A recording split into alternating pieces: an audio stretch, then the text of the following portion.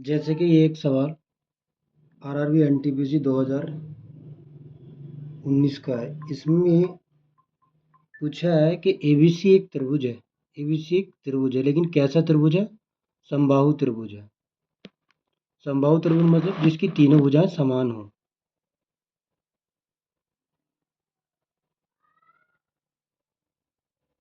ABC एक समबाहु त्रिभुज है। एबीसी एक समबाहु त्रिभुज है। समबाहु त्रिभुज मतलब होता है जिसकी तीनों भुजाएं समान हो। पी क्यू और आर, जिसकी भुजाएं क्या है? पी क्यू और आर है। और क्रमशः ए बी, बी सी और ए सी भुजाओं के मध्य बिंदु हैं। और A B A B C एक समबाहु त्रिभुज है और जिसकी भुजाएं पी क्यू आर है।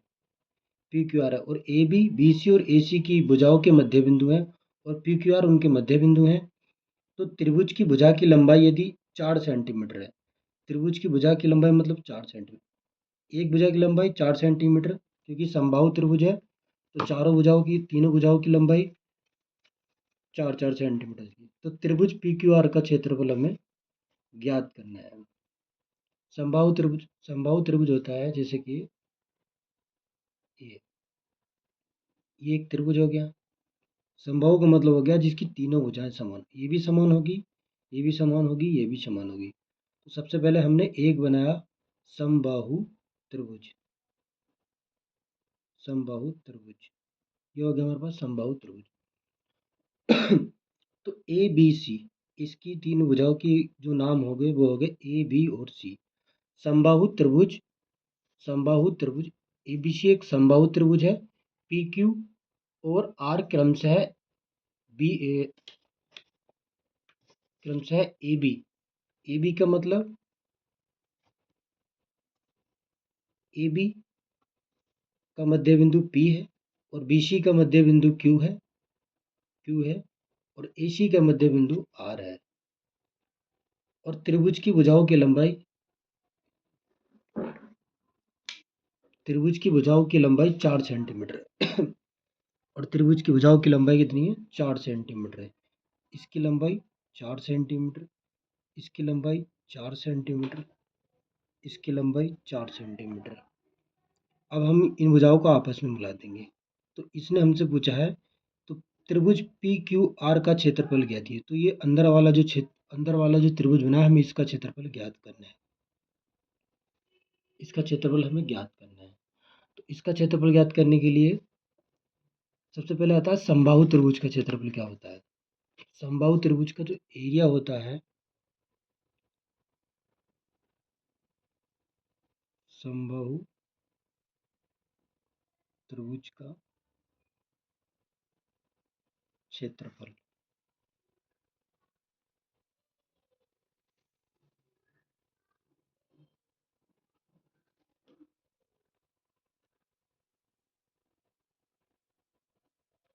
√3/4 अपॉन ए स्क्वायर।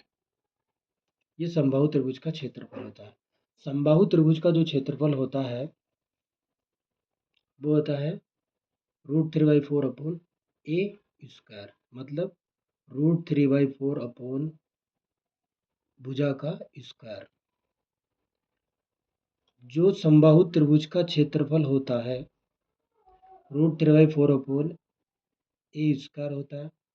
और समबाहु त्रिभुज के अंदर जो बना त्रिभुज होता है उसका क्षेत्रफल होता है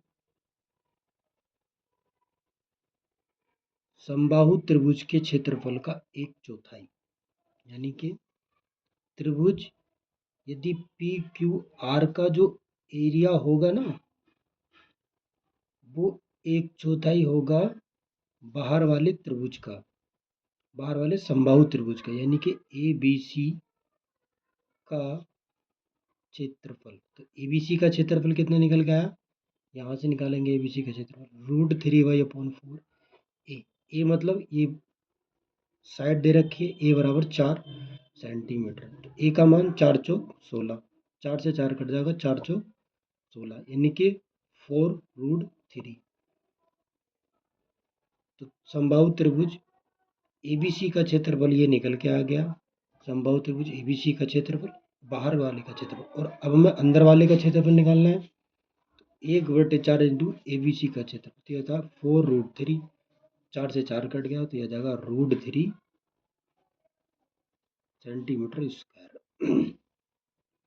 तो इसमें ऑप्शन कौन सा सही हो जाएगा? ऑप्शन हो जाएगा हमारे पास ऑप्शन नंबर सी क्वेश्चन सी। एक बार और देख लेते हैं। एबीसी एक समबाहु त्रिभुज है। पी क्यू और आर क्रमशः ए बी बी सी और ए सी भुजाओं के मध्य बिंदु हैं। त्रिभुज की भुजा की लंबाई 4 सेंटीमीटर है। त्रिभुज पी क्यू आर का क्षेत्रफल ज्ञात कीजिए। 1/4 √3 centimetre square, √3 2 centimetre square, √3 centimetre square, √3/9 centimetre square. तो हमने पहले एक समबाहु त्रिभुज बनाया ए बी सी। समबाहु त्रिभुज का मतलब जिसकी तीनों भुजाएं समान हो और जिसकी प्रत्येक भुजा की लंबाई 4 सेंटीमीटर है। ये भी 4 सेंटीमीटर, ये भी 4 सेंटीमीटर, ये भी 4 सेंटीमीटर। समबाहु त्रिभुज एबीसी का जो क्षेत्रफल होता है वो होता है √3/4/a², यानी कि √3/4/a भुजा का स्क्वायर। तो √3/4/a, एक मतलब भुजा, भुजा है 4 सेंटीमीटर, a²। तो 4 का जब वर्ग करेंगे 4 चौक 16, 4 से 4 कट जाएगा, 4 बार जाएगा तो 4√3 ये बाहर वाले का एरिया आ जाएगा। अब हमको निकालना है अंदर वाले का क्षेत्रफल। अंदर वाले मतलब पी क्यू आर का क्षेत्रफल। तो पी क्यू आर का क्षेत्रफल हमने ये बनाया। तो त्रिभुज पी क्यू आर का क्षेत्रफल होता है 1/4 इंटू ए बी सी का क्षेत्रफल। तो 1/4 इंटू 4√3, 4 से 4 कट गया, √3 answer. Option number B answer.